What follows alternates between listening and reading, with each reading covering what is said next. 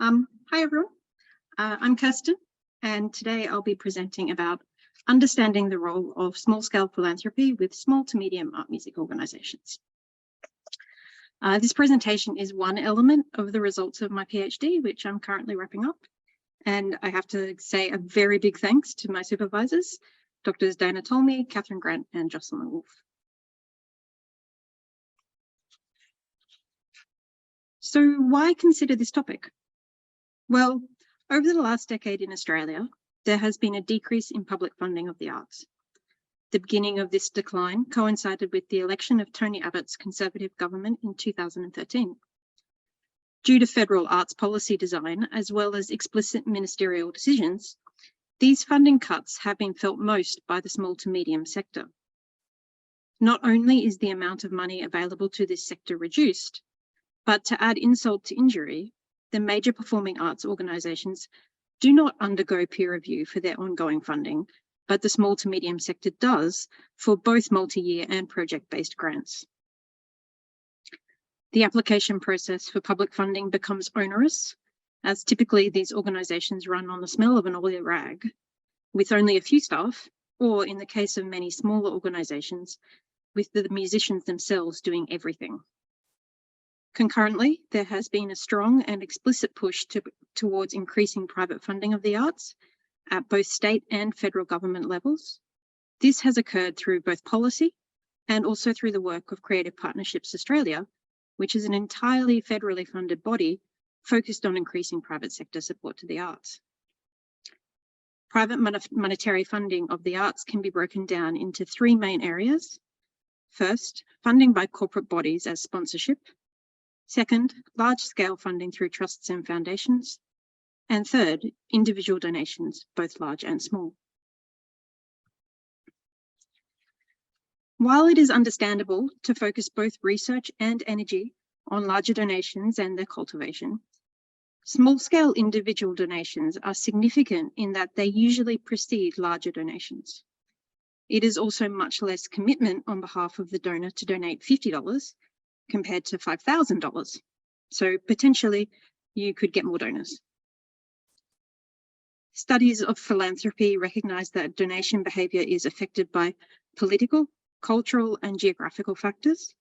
That is, what works for example, the United States may not work in Australia.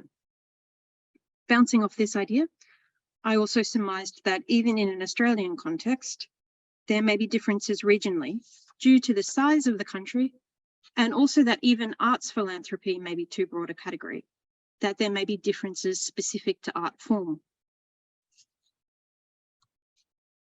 In view of this context that I've just outlined, I asked, is small-scale philanthropy, that is donations less than $1,000, a viable source of ongoing funding for small to medium art music organisations in Brisbane? And will these organisations benefit from increasing focus on small-scale philanthropy? So what I'm presenting today has come out of my PhD study. I contacted some small to medium organisations that are based in Brisbane, and three groups agreed to participate: Camerata, Queensland's Chamber Orchestra, Dots and Loops, and Topology. The study is qualitative, and there were 9 interviews in total. 5 of these were with audience members who may also be donors or musicians with one of the organisations. These people self-nominated to participate. 2 interviews were with representatives from the organisations. I did offer this to all 3, but Camerata declined. And 2 interviews were with selected industry representatives who were asked to participate based on their knowledge of the sector. These representatives were Paul Gurney and Paul Mason. By interviewing these different people, I was able to access a broad range of perspectives, and this study had ethical clearance from my university. So what did I find? In the next few slides, I present key quotes from participants. These sentiments were repeated across interviews, and the themes that I argue are supported within the relevant research literature. First, national differences in philanthropy were observed. Topology's representative said, in Australia, philanthropy needs to be cultivated a lot more compared to in the United States. But then again, the states don't have arts funding. This is important. It means that Australian policies need Australian data as the support. Note as well that philanthropy practices are linked to arts funding. They don't exist separately.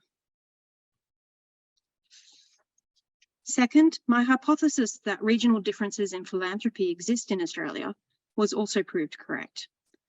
Unfortunately for us in Brisbane, it was observed that arts philanthropy was not as common here as in Melbourne or Sydney. Importantly, here these trends in philanthropy were linked to socio-cultural factors, not political. Rachel noted that we would have a group, I guess, of historically wealthy Brisbane people who support the arts, but maybe there are fewer of them. And Graham commented that they seem to have a greater respect for the arts in both New South Wales and Victoria, which are opposing governments. So including the findings on the previous slide, we see that political decisions at federal and state levels have a broad influence on the presence of philanthropy, but that there are subcultures that further and more directly influence a person's decision to donate. Cultivating philanthropy for small to mediums is difficult.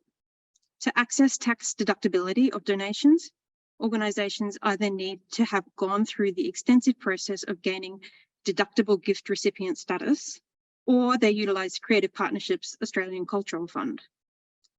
While longer term projects are possible through the ACF, it is also used as a short-term fundraiser, enabling a form of crowdfunding where the reward is a tax deduction for the donor. Crowdfunding for small to mediums requires substantial management, otherwise it ends up more as friend funding. Dots and Loops' as representative said, crowdfunding is way, way, way, way too much work to be an effective way to raise significant amounts of money in an ongoing way.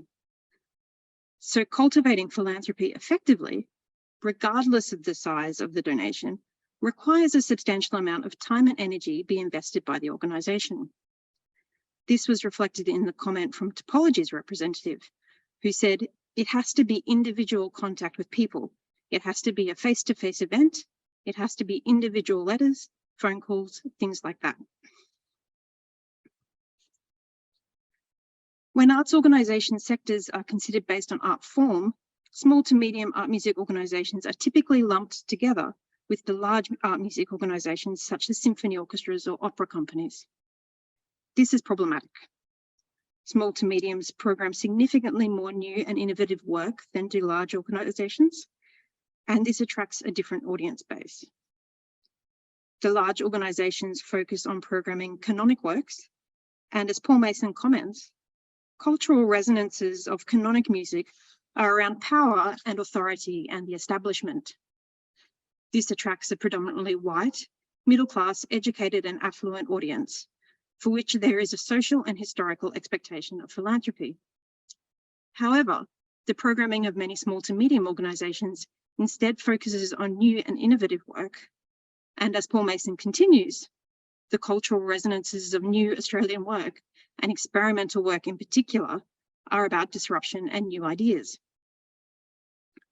Consequently, these organisations do not attract the same audience base as those that program canonic music, and this is reflected in statistics.